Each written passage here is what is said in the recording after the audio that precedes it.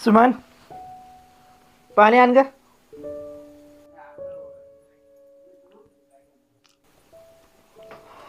काय हो जमलं काय? काय म्हटले पोरीकडचे? काय म्हणणार आहेत? नकारच दिला. मला तर वाटतंय मग आपल्या पोरामध्येच काय तर दोष आहे बघ. अगं गावातले सगळे नाव ठेवायला लागलेत ग. सगळे विचारतात केव्हा होणार आहे तुझ्या पोराचं लग्न म्हणून. अगं काय तोंड द्यावं त्यांना आता. ईट आलाय बघ आता समजा. अरे पण आपा माझं लग्न होत नाही, त्या माझी काय चुकी आहे? तुझी चूक नाही तर मग कुणाची आहे? अरे तुझ्या मागच्या सगळ्या पोराचे लग्न झाले, त्यांना लेकरं झाले आणि तुझं अजून कशातच काय नाही. मला तर वाटतंय तुझ्यातच दोष आहे काहीतरी. हा माझ्याचाच दोष आहे ना. मीच वाईट दिसतोय सगळ्यांना. नाही करायचं मला लग्न, आणि लग्न नाही केलं मग मरणार नाही मी. जाऊ देत ना. तुम्ही कशाला एकमेकांसोबत भांडताय? गावातली लोक काय म्हणतील?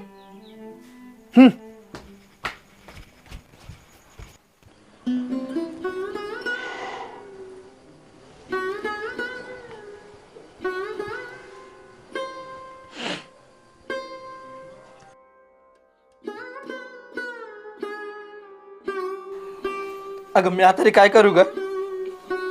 मग आपल्या पोराच्या नशिबात असं काय लिहिलंय कुणास ठाव. अगं सगळे गावातले भाऊबंदकी सगळे नाव ठेवायला लागले. म्हणते तुझ्याच पोरामध्ये काहीतरी दोष आहे. अगं इकडचं एक पोरग माझं, आणि त्याच्याच नशिबात असं काय लिहिलं असेल कुणाला पण. मला तर वाटतंय कधी कधी माझी चूक झाली.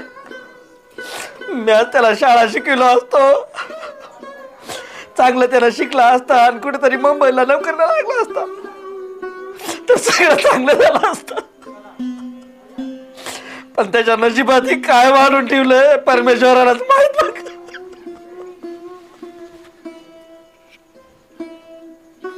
तुम्ही नका स्वतःला दोष देत बसू.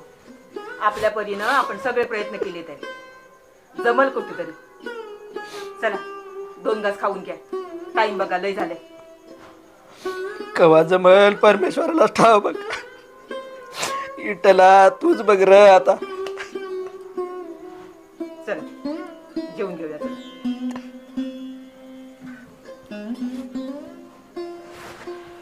चला.